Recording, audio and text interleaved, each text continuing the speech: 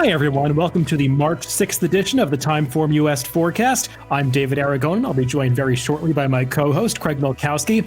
There's an exciting weekend of racing coming up across the country, particularly as it pertains to some Kentucky Derby prep races. We've got 3 of those on tap, the Gotham in New York, the Tampa Bay Derby down at Tampa Bay Downs, and the San Felipe out in California. We will talk about all 3 of those races, as well as some of the undercard stakes on all of those cards, Aqueduct, Tampa Bay Downs, and Santa Anita. A lot of stakes racing to cover, a lot of really exciting horses in action this weekend. So looking forward to talking about it with you, Craig.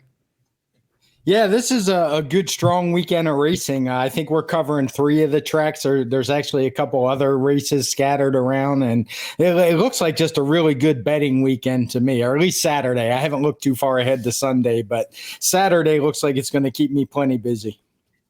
Yeah, it seems like there's a big race happening every 10 minutes or so on Saturday, so I'll have to keep up with all those post times.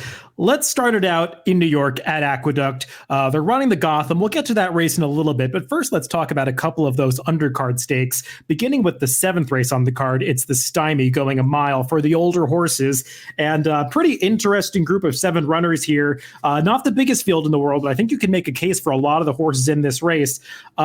I made the morning line favorite, the number 5, Wicked Trick. He is a horse who, if you've been following in New York lately, he's just been on a tear. He's coming into this race on a 6-race winning streak. This will be his stakes debut for Linda Rice. She had intended to run him in the General George a few weeks ago, came down with a bout of colic, so they had to scratch him. But apparently he recovered from that pretty quickly because Linda enters him right back in this race. He's going to be pretty tough. He just repeats his last race at a mile. He is. I think he is the horse to beat in here. I think there's a little bit of concern with the health issues you mentioned, but it's Linda Rice. We all know she's not going to run a horse that's not 100% ready, at least in my experience. So if he actually shows up in the starting gate, I think he's going to be quite the formidable foe. But that said, I mean, I'm not ready to hand the race to him. As you said, I think it is a pretty deep race for just a field of 7. The contention goes deep. There's a lot of different ways you could go in here. I started out looking at Stan the Man. He's a horse that comes out of a really fast race from Mr. Buff, chasing that one before understandably tiring. I think Lone Rock has some interest for me. And Diamond King as a whole probably comes in with the best set of TimeformUS speed figures, at least. He doesn't win very often, but I think he's certainly a contender as well. So again, lots of directions I think a person could go in here. We have Jovia who comes in. He had that good race in, I believe it was the Belmont last year. Has been running pretty well, but he disappointed last time, and just a whole lot of options for the handicapper. Yeah, I don't blame you for touching upon a lot of horses, because when I went through this race, I basically considered every single horse because you can make a case for a lot of them. I do think the main rival to Wicked Trick is probably Diamond King. As you were saying, he's got some of the best speed figures in this field, and I think if he brings his A race here, he's going to be really tough for any of these to beat because he's got some of those 120 plus TimeformUS speed figures, and I think the 1-turn mile is actually a perfect distance for Diamond King. We'll just see what kind of ride he gets from Kendrick Carmouche, because there are a couple of other horses in this race who might show speed, but I think if Kendrick is aggressive with him, he could be the controlling speed in this race, as the pace projector indicates. So I definitely respect Diamond King. I respect Wicked Trick. Just wanted to search for a bit more value. One of the horses that you mentioned that really interests me in this spot is the number 1, Stan the Man, for a lot of the reasons that you mentioned. He ran fine in the Queens County 2-back. I thought that was a good return race. And last time out, just chasing Mr. Buff over a sloppy track. I like this horse getting back to the 1-turn mile. I know he's won some races going the mile and an 1/8 distance. I've always thought, though, that that's a little bit far for him. It really tests his stamina. I think getting back to the 1-turn mile is just going to work out for him. He should get that good stalking trip in the pocket, and I think he can rebound here. At a price around 4 or 5 to 1 would be fair on him. So I would make Stan the Man my top pick, but like you said, you can make a case for a lot of horses. Even a horse like Backside of the Moon on the outside, he might appreciate the turn back too, but he might need some pace as well. Just an interesting race to start off this late pick 4 sequence. Yeah, Stan the Man actually wound up being my top selection as well for a lot of the reasons you mentioned. Last time, I'm just kind of putting a line through it. He ran a big race first off a long layoff, so I wouldn't be surprised if he regressed a little bit coming back in just a month. The slop chasing Mr. Buff, so I'm looking for a big effort from him. even American Anthem, who we haven't talked about yet, you have him pegged at 7-2 on the morning line. He's a horse that just had not a great trip at all last time. He was in traffic. There was absolutely no pace in a race where he came from off the pace. So if you're a fan of Danny Gargan, which I know you are, you can almost consider this like his first start for Danny Gargan, who's been pretty hot at Aqueduct. So he's one, it took us this long just to get around to mentioning him, that I think could win here. But again, I went with Stan the Man. If there was one I was against, it was Backside of the Moon. I think he just kind of got a suck up second to Mr. Buff last time and probably isn't quite as good as he looks. Don't think he's going to get that kind of pace in here. So him and Jovia are the two that I probably wouldn't use in horizontal wagers. Yeah, that trip for American Anthem last time, it's a good segue into the next race we're going to talk about, but I do want to mention it quickly. It wasn't a bad trip for a typical horse that's getting a pocket stalking trip, because things did go right for him. He saved ground. He wasn't that far off the pace. He basically found a seam at the top of the stretch, and it did tighten up on him late, but he also didn't really go through that hole when he had a chance to. My problem with American Anthem is he just doesn't seem to have the early speed that he once possessed. I mean, Manny Franco was riding him out of the gate last time, and he just wouldn't go there. So I worry that he's not going to be able to keep up with a horse like Diamond King early, and maybe he doesn't need to. Maybe he can come from off the pace. The last race just makes me a little bit apprehensive to take him in this spot. And the horse that won his last race was Mind Control, and he's going to be the horse to beat in the next race we talk about, the Tom Fool, Grade 3 event going 6 furlongs. Mind Control, I think, is a horse you have to admire. He just loves to win races. He's got those 2 Grade 1 victories at Saratoga, the Alan Jerkins last year, the Hopeful as a 2-year-old. The thing with Mind Control is that he really does seem to have carved out that niche for himself as a 7 furlong specialist. He's going to be cutting back to the 6 furlongs here. Hasn't gone that short since he was a 2-year-old. Do you think that's a reason to maybe think he's a bit vulnerable in this spot? He's not a horse I'm eager to go against. I think he's a horse who, as you said, he does run well. He does seem to prefer 7, but this isn't the strongest group you're going to see of sprinters in New York. He only ran a 110 TimeformUS speed figure last time out, which doesn't seem like much, but I'm not putting a whole lot of stock in that figure. It was a very slow pace. We have all the fractions in blue. So I'm going to give him a little extra credit for gutting out the win. That said, there's not a whole lot I would be too excited to take him on with. I do want to mention that the 1 and 2 horses in here, Mr. Dougie Fresh and Cecilia Mike, were both also entered today, Friday, as we record this show. But when I checked, they have both been scratched, so I am assuming they're going to show up in the gate in the Tom Fool. I guess if there was one horse I'd want to take on Mind Control, I'd probably lean towards Wentz. He's a horse coming off some layoffs, but he has some good figures. He has some speed in a race that doesn't have a ton of early speed. He's been working out really well. So if I had to use a second horse, it would probably be Wentz. Yeah, I kind of like you don't want to be way against Mind Control. I think he's the horse to beat. I picked him second in this race. I definitely will use him prominently in any multi-race wagers or stuff like that. And I do prefer him to the other short prices in this race. I'm not a big fan of Happy Farm, who's another horse who's likely to take money. I assume he'll be the second choice. He had all the best of it last time when he faced his stablemate Firenze Fire. I know Firenze Fire came back and won impressively, and he had to work hard to get by Happy Farm last time. I just thought that was a function of circumstances where Happy Farm got the right trip. I think he's in a tougher spot this time, Firenze Fire notwithstanding, obviously. As for Wentz, he was kind of a difficult call for me. I do think he's quick enough to make the lead here over a horse like Happy Farm.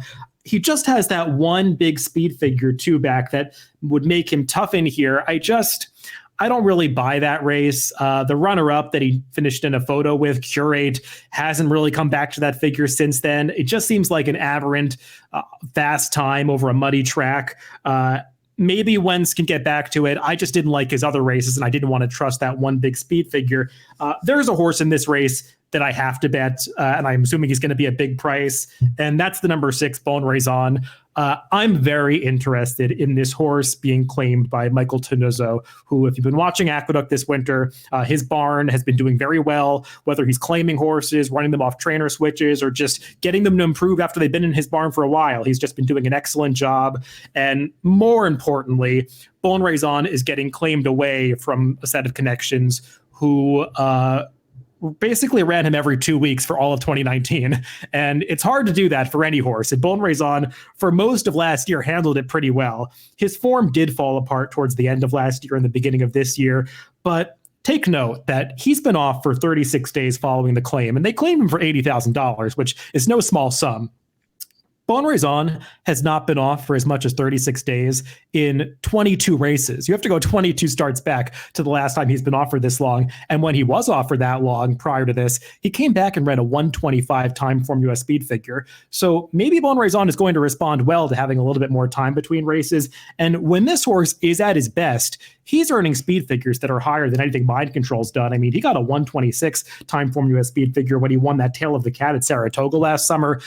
This horse is a really good closing sprinter. I like him getting back to the 6 furlongs. And if he gets back to his best form, I think he's going to be a big player in this race. Yeah, I have no problem with that selection at all. I like you taking a shot in here. And I'll just mention our TimeformUS trainer ratings. We don't really use percentages. I mean, they're there if you want to look at them, but we rate everybody on a 1 to 100 scale or 0 to 100. But to be honest, very rarely do you see like super low ratings on a trainer. But Bon Raison's old trainer had a rating of 23, which is that's about as low as I can remember seeing. And he changes to Tenuzo, who you mentioned, who has a rating of 91. So strictly as a trainer play, that one's got to be worth a few bucks, I would think. Let's move on in this pick 4 sequence at Aqueduct. We're going to skip over the Busher. Personally, I didn't find it to be a very interesting wagering race. I like the 2 favorites there. I am a fan of Lake Avenue. I think she's going to be a major player on the Kentucky Oaks Trail, but I'll be just watching that race from an intra-race standpoint. We'll head on to the Gotham, which is the last race on the card, Aqueduct, on Saturday. And while I think the Gotham is the least likely of these 3 Derby preps to produce a Kentucky Derby starter, I thought it was the most interesting wagering race of these 3 Derby preps we're going to talk about, because you've got a pretty competitive field, a lot of horses you can make a case for. The favorite is a legitimate one, Mischievous Alex. You had a great opinion on him last time in the Swale. He just ran off the screen that day, earned an impressive TimeformUS speed figure. If he runs back to that effort going a mile, he's going to be tough to beat here.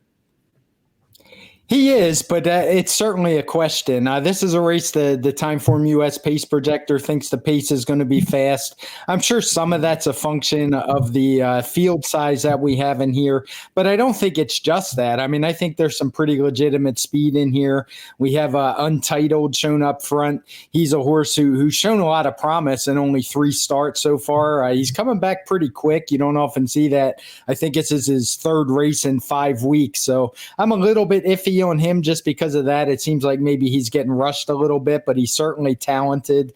We have Sixto coming in, who broke his maiden impressively first time out for Eric Guillot. When I look through the chart of that race, it's proven to be a strong race. And then the real wild card for me is War Stopper, who just kind of popped a huge race out of nowhere last time when he broke his maiden for Rudy Rodriguez. He suddenly showed speed where he had shown very little, if any, before that. So there's a lot of directions that you can go in here. I'm really curious with how the pace is going to set up. The pace projector obviously uses what horses have done, and I think it's a really tricky read in a race like this, particularly when you have a horse like War Stopper. You have a horse like the favorite Mischievous Alex, who's been on up near the lead the last couple times since he's added blinkers, but he hasn't run like a speed crazy horse, particularly last time. So I think this is quite the challenge of a race, and it's really going to come down to value for me. I doubt Mischievous Alex is going to offer it, but I do like War Stopper a bit in here with that big figure last time.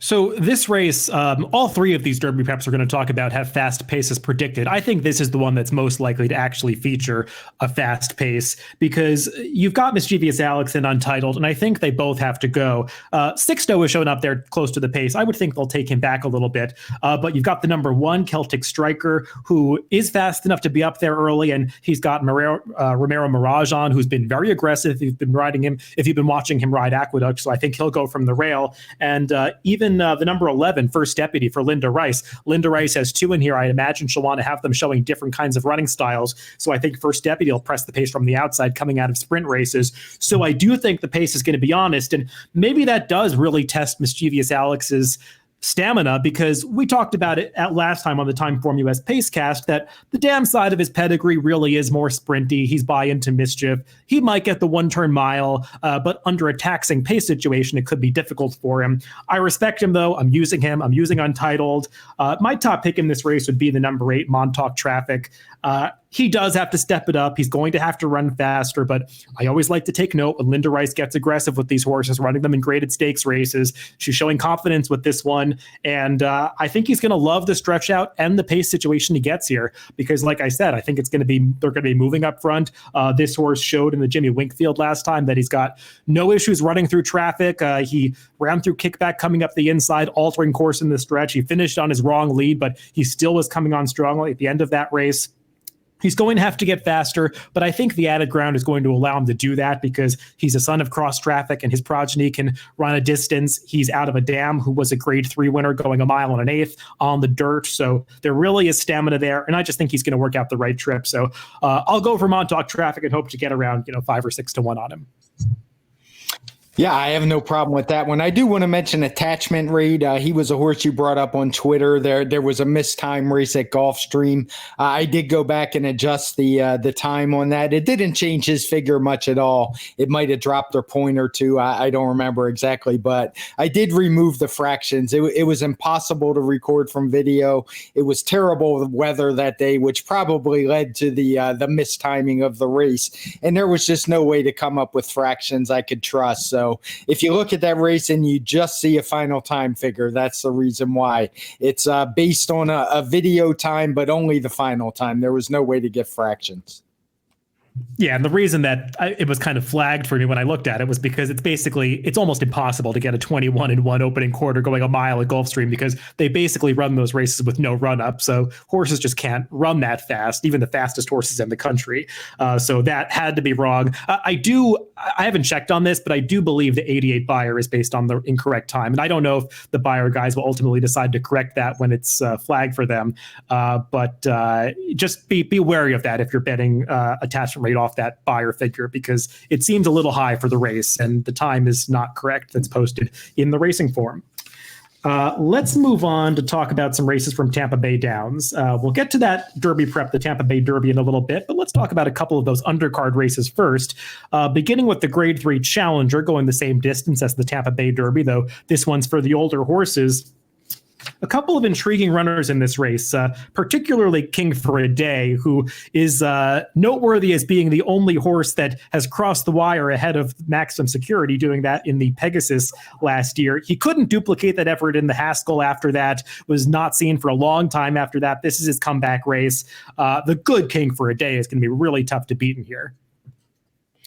He is. I'm not sure if we're going to get him, though. It's hard to say coming off that long layoff. Personally, I have this as a 2-horse race between him and Trophy Chaser. Trophy Chaser is a horse who just popped a monster speed figure. I'm pretty sure we talked about it on the Pacecast after he ran it, just because of how well he ran that day, winning an allowance race by 8 lengths. He beat a pretty decent horse, and Scars Are Cool that day. And for me, those two are both they're the two shown right up on front in the pace projector. I basically have it coming down to those two, and given the value that we see on the morning line, now who knows if that's what they'll actually go off at. And I'll give a quick plug to our new odds tool in DRF and Formulator and the classic PPs. It's something I've been using pretty extensively, and it's proven to be a really good tool if you're trying to guess what price a horse is going to be. It's pointed me in the right direction almost every single time. So anyway, sorry for going off a little bit on that tangent. I was just something that popped in my head. I tried to make a case for some others in here, but I just couldn't find it. There's a Sandino Ruler shipping in from South America, but his races don't look like much. They weren't even graded races there. So he's a wild card, but not the kind that usually looks good to me.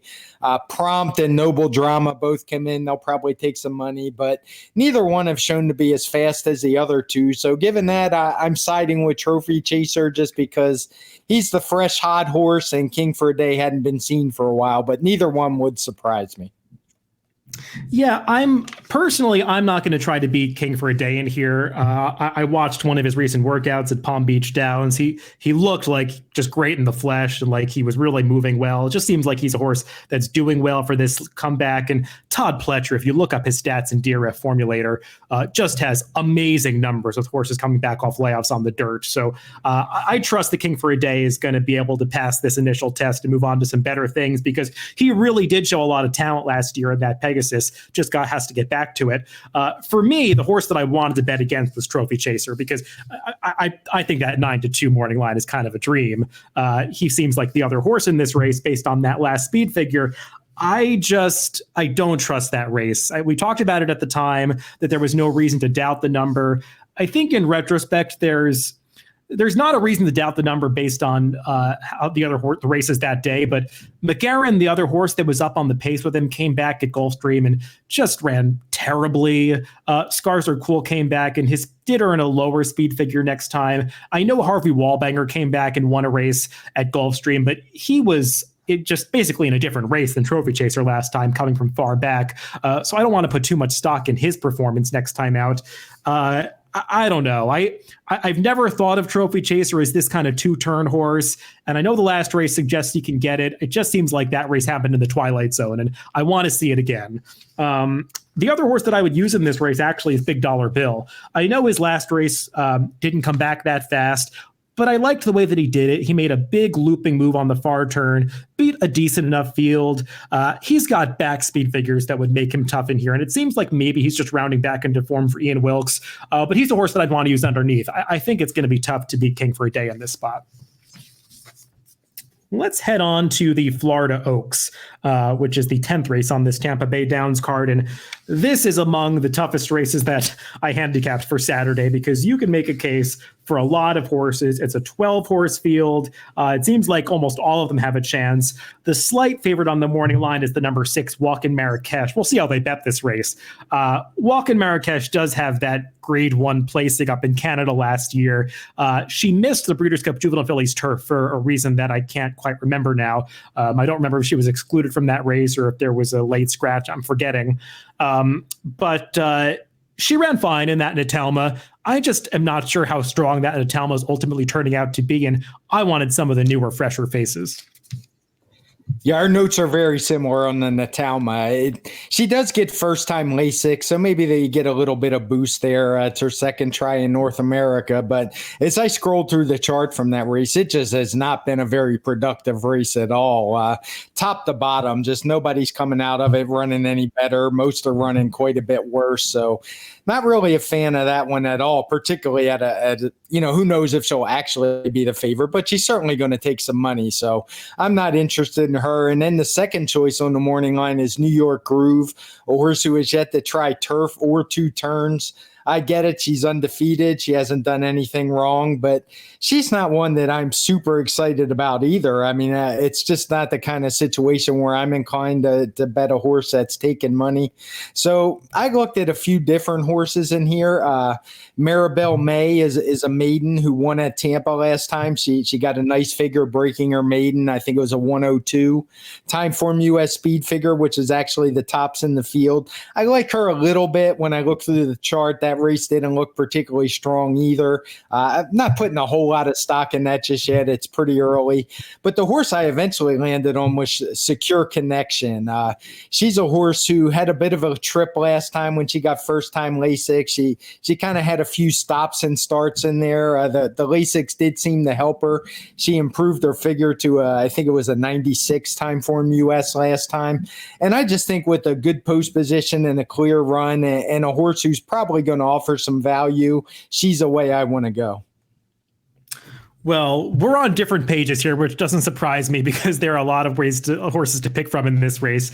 I'm not going to knock your 2 horses because they're going to be long shots in this race. And Mirabelle May, she was visually impressive last time. I watched that Tampa Bay Downs race, and she looked good. And she's a horse that I actually liked at Saratoga last summer. She was training well before her debut, so I'm not going to be surprised when she pans out to be okay.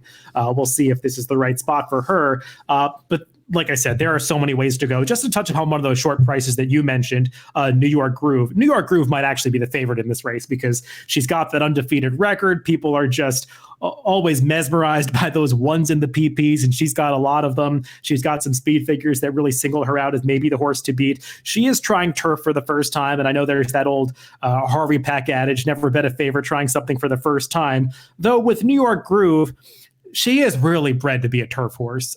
She's by Verrazano, who has certainly been capable of getting turf runners. And while the Dam hasn't had a whole lot of production, the Dam is a full sister to a horse named Melora Ayenda, who was a really good horse for Bobby Frankel a number of years ago. She was a multiple stakes winner on the turf. So this filly does really seem cut out to be a turf horse. It's just, how far does she want to go? Can she get the mile on the 16th? Will she sustain some pace pressure here? Those are all questions I can't answer, but I'm going to use her. She's not my top pick, but I'm going to use her at what figures to be a short price.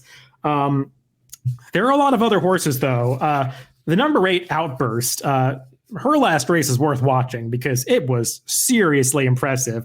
I know the short comment says that 4-wide gain and she was ridden out. I mean, I don't know what was ridden out about that performance because Sammy Camacho was like looking all around. I mean, he looked like he was trying to pull her up in the late stages, not trying to ride her. She just won that race in a canter. So who knows what her ceiling is? I mean, I didn't watch her French races, but it looked like she wasn't beating much there. It just seems like she's taking a big step forward for Eddie Keneally. So she gets a class test, but she certainly seems like she has potential to improve. On the outside, the horse that I'd probably make my top pick is the number 12, Micheline. She was in a race against Cheermeister last time, that sweetest chant. Cheermeister obviously came back and won again last weekend, so she's proving to be okay. And I know there are no fractions posted for that sweetest chant because there was a timing malfunction during that race, but just watching the race, it seemed to be one of those spots where horses had trouble closing, and Micheline just uncorked this furious rally in the final quarter mile. She was really flying at the end of that race, and when she gets a clear outside run, she can finish pretty strongly. So Paco Lopez is going to have to work out a trip for her. She's a deep closer, but I think she's heading in the right direction for Mike Stidham. I like her a bit. And the other horse that I'd want to use is the number 11, Blame Debbie. She showed ability on the dirt going back to last year, finishing third in that Demoiselle. She didn't run so well in the Suncoast last time, but I've always thought the turf might be the right surface for her because she's by Blame. The Blames clearly have no trouble running on either surface. They get they're arguably better on the turf. And the Dam, while she was not a turf horse and hasn't produced any, she is a half sister to multiple turf stakes winners. It's really a turfy second generation of this family, and not even by turf sires if you look at that second Dam's production. So don't be too deterred by the fact that the Dam's by Invasor. I just think Blame Debbie's going to move up with the surface switch. So I would mostly focus on Micheline, Blame Debbie, and Outburst in this race. I had in my notes here to ask you about the pedigree on Blame Debbie. One thing in TimeformUS PPs, we show the Dam and the siblings, and there wasn't much there, but I had a feeling you would point out some additional turf pedigree. It didn't feel like a race where Graham Motion would just be taking a shot, giving up on dirt. I figured there was probably something there, and that's exactly what I was looking for. Yeah, and I know we basically mentioned like 8 different horses, but it is that kind of race where you just look for the right price for you. I mean, I'm not going to probably bet all of those horses, but I'm sure one of them is going to be an overlay. So that's the horse that I'll focus on when I'm betting the race. Let's move on to that feature race at Tampa Bay Downs on Saturday. It is the Tampa Bay Derby, one of those Derby preps offering 50 Derby qualifying points towards the winner. There are 2 major players in this race, the number 4 Chance It and the number 7 Sol Volante. They seem like legitimate favorites. We talked about Chance It a little bit last week when he was entered in the Fountain of Youth. They decided to scratch because of the poor post draw. He's running in this race instead, drew a much better post position in that slot number 4. Sol Volante, his post doesn't matter as much because he's a deep closer. He just needs some pace, but they do seem like the 2 horses to beat. They do. I think those 2 are clearly the 2 to beat, as you mentioned. But between the 2, at first it was kind of a tough call for me, but the more I looked, I'm never one who likes to bet on deep closers very much. But in this case, I really do think Sol Volante has a bit of an edge. I've always been a bit dubious on how far Chance It wants to go. When you look at his speed figures in our past performances, even though he won by 7 lengths, his one time around 2 turns was by far the slowest speed figure he's ran. He's a horse who he has the distance issues. And also, I think the pace I don't think it's going to be supersonic. I agree with you with your take that the Gotham would be the one most likely of the races we're going to talk about to have a fast pace. But I do think there's a solid enough pace in here that it could affect his chances. So of the two, personally, I prefer Sol Volante. I think they're probably going to wind up being really close in odds by the time they leave the gate. So I'm not sure I'm all that excited about betting it from a betting standpoint. We'll just have to see on that. If I were going to bet it, it would probably be tossing Chance It out of the exacta and using a couple other closers underneath of Sol Volante. Yeah, I'm not way against either of these horses. I probably prefer Chance It ever so slightly. The mile and the 16th is a question mark. The 2 turns, obviously, also a question mark. I just think Chance It has shown a lot of talent. I still think that Mucho Macho Man is a legitimately fast race. He was game to win it. He's always game in his races, and he's going to work out a pretty good trip here because he's not a need the lead type of horse. He can stalk pretty easily, and I don't think the pace is going to be that fast. It'll be honest enough, but I don't think they'll be crawling up front. But I don't think being close to it's going to hinder Chance It's chances that much at all. And I just think he's legitimate. Whether he gets the distance and really turns out to be a Derby horse remains to be seen. But I like him a little bit. Sol Volante got that great setup in the Sam F. Davis last time. We'll see if he gets as much pace to close into here. I respect him as well. I'm definitely using these two. Really, if you're looking elsewhere, you're talking about recent maiden breakers because the other major contenders are coming out of maiden races. Market Analysis seems like the one that most people will gravitate towards. I don't know. His maiden breaking score in his debut was okay. Attachment rate was running in the Gotham, was getting to him late. I didn't like that Market Analysis broke about a length slowly that day. He's going to have to get over that to be competitive in this race because he can't break slowly in one of these Derby preps. And we'll see if he's caught up in the pace. I actually preferred a different Todd Pletcher horse, and I'm just going to make this horse my top pick because I want to take a bit of a shot against the favorites who I respect, but I don't love. So I'm going to make number 1 Texas Swing my top pick. This is a horse who won what I thought was a pretty decent maiden race on that Sam F. Davis undercard. The runner-up, Don Bourbon, was coming out of Gulfstream Park maiden races, and he's okay. I don't know where the 3rd place finisher, Joe Carre, is going to run next, but I really liked his race. I think he's going to turn out to be a nice horse for Pletcher as well.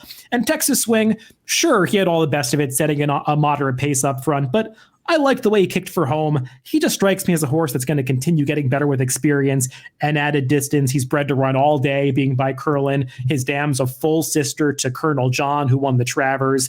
So I just think he's going to work out a good trip from the inside. He doesn't strike me as a need the lead type. So if he gets into that pocket, stalking trip in behind the speeds, and let's say Chance It doesn't get the distance and Sol Volante doesn't get the pace setup he needs, maybe he can cause a minor upset. Yeah, and as you say, there's some they definitely would all have to take a step up to beat the top 2. We didn't even mention like Spa City, who had a nice figure last time, 107 when he broke his maiden, but they definitely have to improve a few lengths. Just to clarify, I don't want to make it sound like I love Sol Volante. I probably didn't give that opinion. It does scare me a little bit that he got that dream trip in the race where Independence Hall ran 2nd. It was a million lengths back to 3rd, I think, that day. So probably a race I'll wind up watching. It's just one of those you got to watch the tote boards. You never know, but I suspect I'm going to sit this one out. Yeah, totally. I understand. And I agree with your assessment that these two are going to take all the money. And I'm not looking to bet a horse like Texas Swing at 6-1. I'm hoping to get every bit of that 12-1 morning line because he deserves to be. He's got to improve on from a speed figure standpoint. Let's talk about a couple races from California. We'll get to that Derby prep, the San Felipe, in just a second. But first, we're going to talk about one of the Grade 1 races on that Saturday card at Santa Anita. It's the Frank Kilroe Mile, going a mile. And the main story in this race, I think, is the surprising presence of the mare Got Stormy. She really disappointed in her return race of 2020 when she lost the Endeavor, was off the board as the 1-5 favorite. I think a lot of people were surprised to see her wind up in the entries for this race, but Mark Casse is putting her right back in against the males like nothing went wrong last time. I know I was one of those who was surprised when I kind of did a double take when I saw she was in there. And it's one of those, it's kind of a funny situation for a handicapper. You can look at it two ways. The first way is you can say, well, the trainer figured out what went wrong and is just putting her right back in. He thinks he fixed whatever happened that day, or maybe the horse just wasn't well meant, and this was the goal that day. Or you can look at that last race skeptically and say, boy, she didn't look good at all, and I'm playing against her. Personally, I'm leaning a little bit more that second direction. I just didn't like what I saw at all at Tampa. Now she ships out to the West Coast. It hasn't been that long. I think it's only been 4 weeks since. So I'm going to take the stand that she's probably not the same filly we saw last year for whatever reason. She ran quite a while without a break. She had a heavy workload, and maybe it took its toll. The second choice on the morning line in here is River Boyne, a horse I was against last time who burned me. I had divorced him a while back, and he finally got his revenge. But he's a horse that would be hard for me to trust at a short price. That was the first time he'd won in a long time. I think it was the first time he beat older horses. So I started looking for some different horses. The one I eventually landed on was True Valor. He was a horse who was in that River Boyne race last time, but I think he had a bit of a tough trip. He was restrained early. If you ever see a comment, I've read in the chart about he was tossing his head. And when I first read it, I thought it just meant he tossed it a little at the start. But when you watch the replay, he's doing it for a good 100 yards down the track. I think he was being restrained a little more than he liked. And the real thing I like with him is he's getting a major rider upgrade in here for me after that trip. And I'm just looking for a much improved effort from True Valor, and I think he's going to offer a little value. So we have a very similar opinion here. As for Got Stormy, I'm going to take the positive view. I think it's a good sign that Mark Casse's running her here because he had every right to just lay her up for another few months and bring her back in the springtime. There are plenty of big races at Keeneland and Belmont where he could have targeted, but instead he's coming here. So I would imagine he believes that she's going to bounce back. And I watched that 45-3 workout at Palm Meadows 2 back. I mean, she looked like the good Got Stormy in that workout. So maybe she is getting back on track here. I'm not going to be against her. I'm going to use her for sure, but she will be a short price. I'm with you on River Boyne. Can he win 2 races in a row? Not with my money. I mean, he might do it, but he's burned a whole lot of money in the past. So he got an absolutely perfect trip last time in that Thunder Road. And I agree with everything you said about True Valor. You might remember I talked about it on the TimeformUS Pacecast when we recapped this race, that I did not like the ride that True Valor got. And I spent a lot of time talking about this trip when I did my Horses to Watch segment that week. I highlighted this horse's race. I don't know what was going on out of the gate. It seemed like it was the opposite of playing the break because it seemed like the plan was to take this horse to the back of the pack regardless of who else went. True Valor wanted to show more tactical speed, but the rider would not allow him to. And also, coming to the quarter pole, for whatever reason, True Valor was following River Boyne, who was getting a dream run through on the rail, and his rider angles an outside to instead get in behind a tiring long shot that was going nowhere. So he loses momentum there, whereas River Boyne gets the jump on him. Still, True Valor angles back to the inside and almost gets up for second anyway. I really think that True Valor would have won that race with a different kind of trip, and he's going to be a much better price than River Boyne this day. As you said, big rider upgrade to Umberto Rispoli. So I just think True Valor has a lot going for him this time. And the others, they just don't do a whole lot for me. I mean, I guess Kingley is dangerous if he gets loose on the front end, but he can kind of be a runoff type at times, so I don't totally trust him. Frontier Market, he was just closing too late in the Thunder Road last time. He's going to have to step it up. And Desert Stone, I know he won the San Gabriel last time. He's a horse that often has trouble getting out of the gate. He's just a deep closer. I think the mile could be a bit short for him. Yeah, I totally agree about all of those that you were talking about. And I just want to mention what really caught my eye, despite the trip with True Valor, was the grid he showed to nearly get second in there. As you said, basically everything that could go wrong did, and he was still running. I like the post position. And I think we talked about his rider last time, Uspari, or Rispoli. And yeah, he was just, I think he's riding as good as anybody out there. So this is about as big a rider upgrade as you're going to see in one race. And like I said, I'm looking for some value, and I think he's it. Let's close things out with that last Derby prep we're going to talk about on this show. The last race we're going to talk about, the Grade 2 San Felipe, the 8th race at Santa Anita on Saturday, going a mile and a 16th. Again, same number of Derby points to the winner of this race. And this is arguably the one that's going to have the greatest implications on the Derby trail moving forward, because you've got 4 horses, all of whom are considered to be potential major players moving down this Derby trail. 2 of them are trained by Bob Baffert. One of them was last year's 2-year-old champion. Another one is a horse that I know has a big fan base, even though he's only won a maiden race. I guess we'll start by talking about those 2 Baffert horses and the pace projector, because I think some people might be surprised to see Honor AP on the lead. But the real reason for that, I think, is the horse that most people would expect to be on the lead, Authentic, is coming out of races where the paces have been pretty soft, particularly last time in the Sham. I know that the pace figures aren't color-coded blue, indicating that the pace was slow, but it was really on the moderate side, and he had everything go his way that day. He was really green through the stretch, so I know it's natural to assume if he's more professional, he'll run a faster race. I don't know. Of all the horses, and he's going to be the shortest priced, he's the one I wanted to take a stand against. Yeah, we're in the same boat. I know we both did this with the filly, whose name I'm forgetting from Gulfstream last time, who just tonalist shape. Tonalist shape, yeah. Right. It does happen with these horses sometimes. But for me, the default is always going to be against them, because most of the time, they're not going to make those huge leaps like Tonalist Shape did.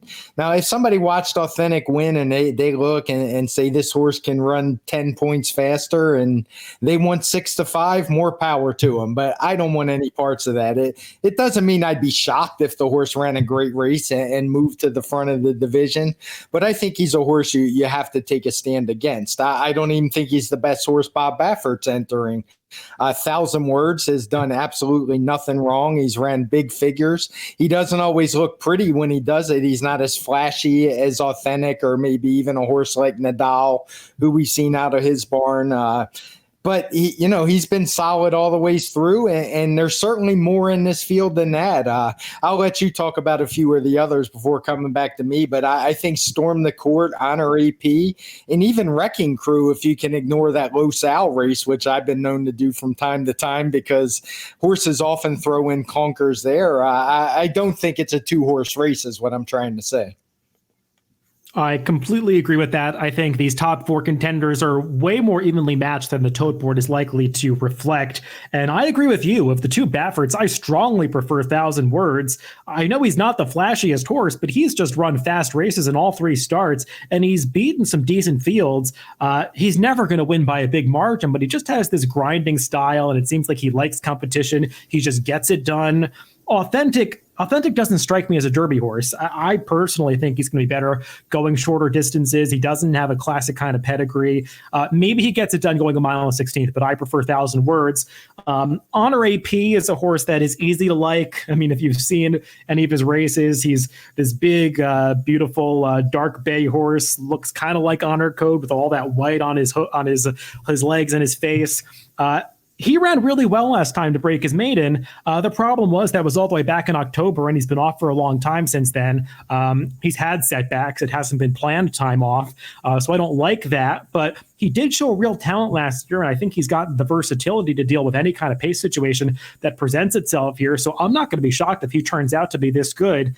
My top pick, though, just going for some value, would be last year's champ, Storm the Court. His San Vicente wasn't that bad. I know people are going to be disappointed because last year's Eclipse Award winning champion 2-year-old was off the board in his return race, but he had a lot working against him that day. I mean, Nadal and Ginobili, they're legitimate sprint types, and Storm the Court was under a ride from about the half-mile pole home just to keep up. He never stopped responding. He was finishing arguably best of all at the end of that race, and I think he's just going to appreciate stretching out in distance.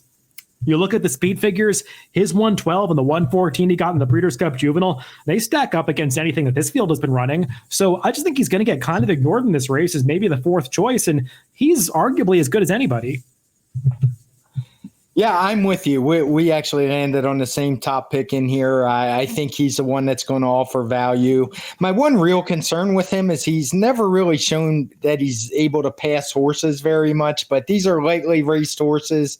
I think he showed in that San Vicente last time. He can rate a little bit off the lead. Granted, he didn't finish the way you would have liked to have seen, but I don't think he was fully cranked for that race. I'm not one to listen to much trainer talk or quotes or anything like that. So I don't know what was said coming into the race, but just common sense would make you think the horse that won the Breeders' Cup Juvenile was using that race as a prep. So I'm looking for him to get back to his best form. He ran that 114 on our speed figure scale in the Breeders' Cup Juvenile. And 4 months later, I mean, it wouldn't surprise me if this horse could run a 120, which would be good enough to win a race like this. I agree with everything you said. I think this horse is not getting the respect he deserves because he did show talent last year, and I'm not going to be shocked if he steps up and beats this field. But it's going to be a fun race to watch because I do think all four of these horses are really talented, and this is the one that I'm looking forward to most, to seeing the ramifications that it has for the Derby Trail moving forward. And we're just going to keep getting a lot of Derby action over these next few weekends. I think we've got the Rebel next weekend. I think we go back to Fairgrounds after that. So it doesn't stop coming from this point on until the first Saturday in May, but I know we'll have fun talking about all of that. That's all the racing we'll handicap for this week. Of course, we'll recap these races when we come back on Tuesday for the TimeformUS Pacecast. As always, you can listen to both of these podcasts on drf.com, Spotify, iTunes, YouTube, and SoundCloud. Wherever you get your podcast, just make sure to subscribe to the Daily Racing Form channel. Thanks for listening this week, and we'll talk to you again on Tuesday.